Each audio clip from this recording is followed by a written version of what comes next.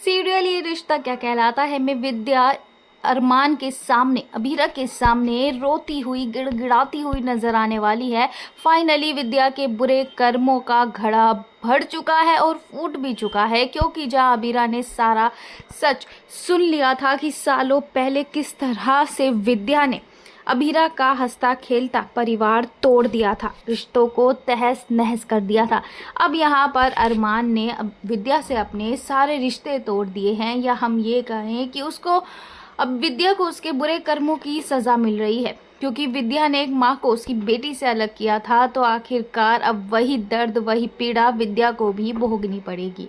अरमान ने यहाँ पर विद्या से सारे रिश्ते तोड़ दिए हैं, जिस बात का दुख अब विद्या बिल्कुल भी सहन नहीं कर पा रही है, क्योंकि माधव ने भी विद्या को ठुकरा दिया है। अब विद्या अकेली पड़ चुकी है, जिसका सारा ब्लेम वो अभीरा पर डालती है और अभीरा पर हाथ उठाने की कोशिश करती है, लेकिन अरमान उसे रोक देता है। अरमान कहता है कि अभीरा तक पहुंचने के लिए आपको मुझसे होकर गुजरना पड़ेगा। ये बात विद्या सहन नहीं कर पाती है, उसका ईगो हर्ट हो जाता है, जिसके बाद अब अभीरा के साथ अरमान घर छोड़कर जाता हुआ नजर आएगा और ये मंजर देखकर विद्या फूट फूट कर रोती हुई नजर आएगी, और यहाँ पर वो इस बात का ब्लेम भी अभीरा को ही देगी। अरमान को रोकती हुई नजर आएगी, लेकिन अरमान बिल्कुल भी नहीं रुकेगा, क्योंकि अभीरा अरमान को पहले ही सारा सच बता चुकी है। अब अरमान यहाँ पर विद्या को खरी खोटी सुनाने वाला है, जिसमें वो कहता है कि आपने एक माँ बेटी को अलग किया था, तो आप भी अब ये दुख सहोगी।